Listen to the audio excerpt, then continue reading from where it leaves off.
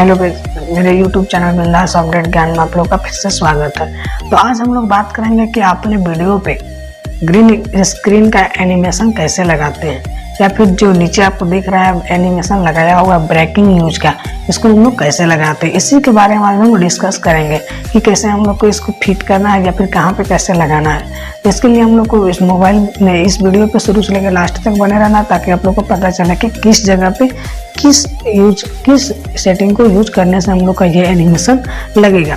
तो चलिए वीडियो को हम लोग करते हैं स्टार्ट। अगर स्टार्ट करने से पहले अगर हमारे चैनल पर नया है तो चैनल को सब्सक्राइब कर दीजिए और बेल आइकन को प्रेस कर लीजिए, ताकि मैं जितने भी इस प्रकार के वीडियो अपलोड करूँ उसका नोटिफिकेशन आपको सबसे पहले मिले। तो चलिए इसके लिए हम लोग को इसको मोबाइल के स्क्रीन पे जाना पड़ेगा और देखना पड़ेगा कि कैसे हम लोग को ये सेटिंग को या फिर ये एनिमेशन को लगाना है। तो चलिए मोबाइल के स्क्रीन